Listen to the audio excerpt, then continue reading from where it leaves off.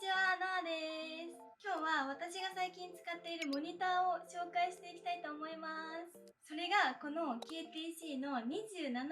Pro っていうモニターなんですけど、サイズが27インチでリフレッシュレートが 240Hz になってます。見た目はこんな感じで27インチなだけあって、机の上に置くとすごく存在感が出ます。デザインも黒で統一されていて、デスク周りが一気に引き締まって見えました。画面の縁は細めなので、その分画面が大きく見えるところもいいなと思いました。あとこれ、付属で遮光フードがついてるんですよ。これをね、画面の両端につけるだけで、一気にプロが使ってるようなかっこいい雰囲気に変わります。個人的には見た目が安っぽいなって感じることもなくて、価格以上にしっかりしてる印象でした。今回たくさんのモニターがある中でこのモニターを選んだ理由は FPS ゲームも動画編集もどっちも快適にできそうだなと思ったからです。私は普段 FPS ゲームをしたりすることもあれば動画編集をしたりすることもあるんですけど、このモニターはですね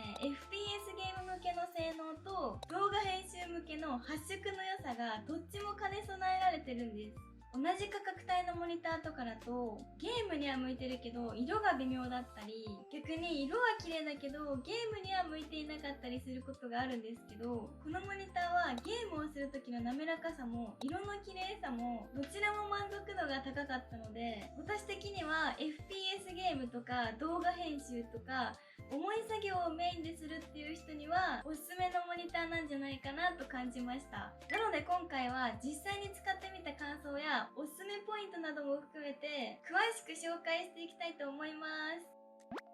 まずモニターの大きさが27インチって聞くとかなり大きめに感じる人もいると思います。私は今幅120センチのデスクの上に置いて使ってるんですけど、実際に使ってみるとそこまで圧迫感は感じませんでした。むしろ画面が広いので一度にたくさんの情報を表示できるようになってめちゃめちゃ便利になりました。このモニターに変えてから一番驚いたのは画面の見やすさです。画面が広い分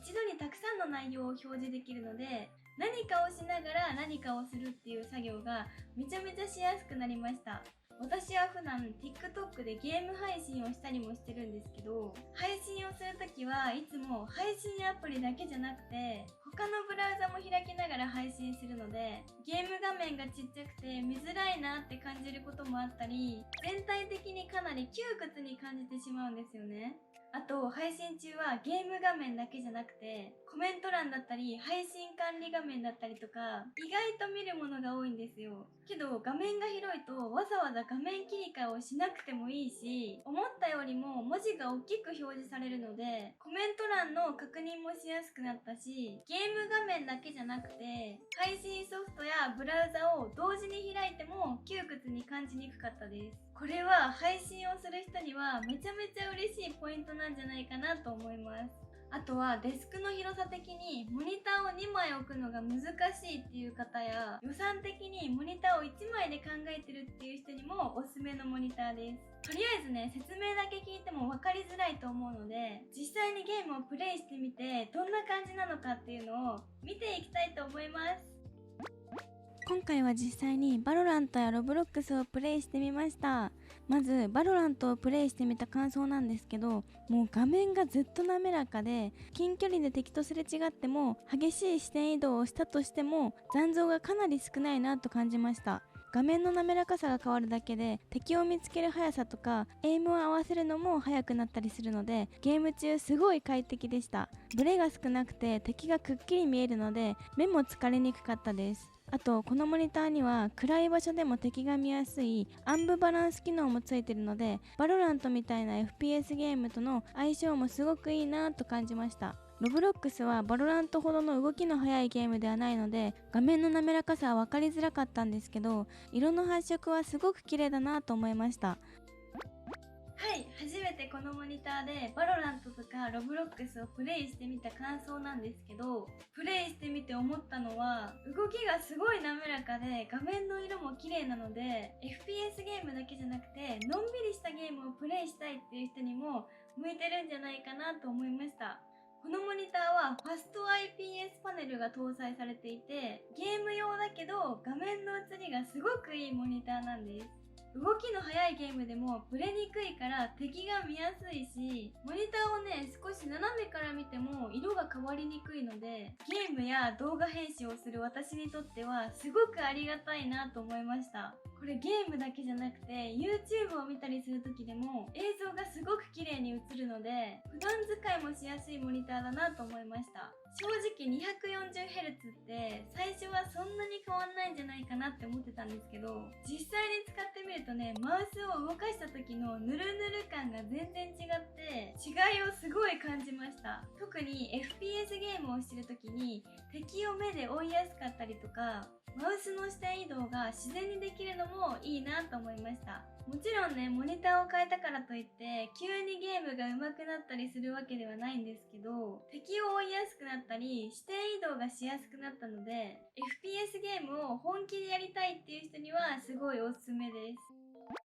私は普段 TikTok のショート動画とか YouTube の長編動画を編集するときにプレミアプロっていうアプリを使って編集してるんですけど、結構ね、いろんな項目が一度に画面にバッて表示されるのでタイムラインが見づらかったりとか、動画の素材一覧の場所が狭く感じちゃったりとか、かなりね窮屈に感じちゃって、そこがちょっと不便だなって前から思ってたんですけど、でもこのモニターは WQHD モニターなので、同じ27インチのフル HD モニターと比べると約 1.8 倍も作業スペースが広くなるんです。なので動画編集とかの作業もめちゃめちゃしやすくなります。例えばプレミアプロだとタイムラインとか素材一覧も広く表示することができます。前まではタイムラインをスクロールしたりとか、ウィンドウのサイズをね、いちいち変更したりとかすることが多かったんですけど、このモニターにしてからは作業スペースに余裕ができて、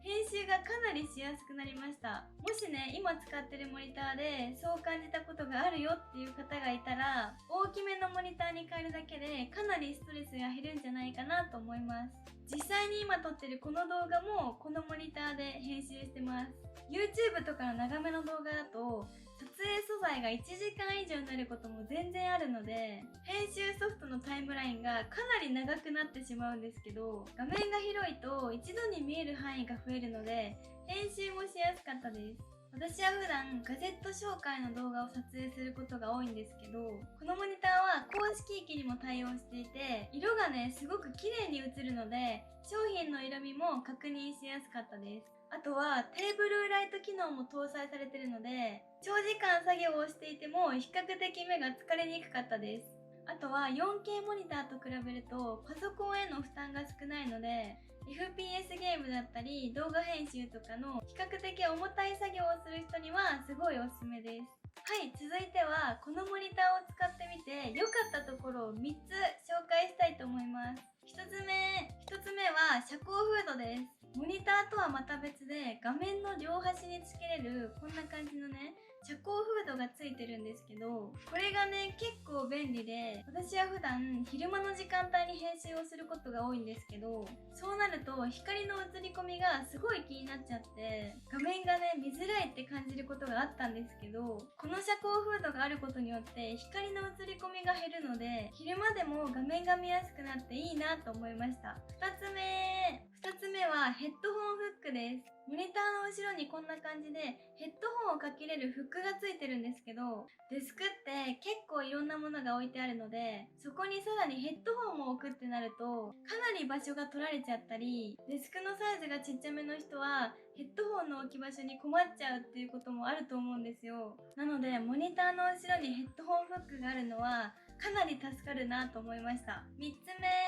つ目はモニターの角度を細かく調整できるところです。このモニターは最大35度まで角度調整ができるので、自分が見やすい角度に調整することができるんです。あとこれはボタンを押しながら調整しないといけないとかではなくて、モニターを上下に動かすだけで簡単に高さを変えられるので、使用用途に合わせてすぐ調整できるのがいいなと思いました。逆に気になるなってところは、27インチでモニターのサイズがちょっと大きめっていうのもあって、もししかしたら机の幅が120センチ以下の人にはちょっと大きく感じてしまうんじゃないかなっていうのと、もともとスピーカー機能はついていて、もちろんこれだけでも問題なく音が聞けるんですけど、別でヘッドホンとかイヤホンを接続して使うともっと音質が良くなると思うので、音質も重視したいよっていう方はぜひ試してみてください。はい、今回は KTC の 27M1 Pro を紹介していったんですけど、実際に使ってみて FPS ゲームはもちろん動画編集とか配信も1台で快適にこなしたいよっていう方にはすごく使いやすいモニターだなと感じました。あとこのモニターは3年間の製品保証もついてるので、初めてゲーミングモニターを購入する方でも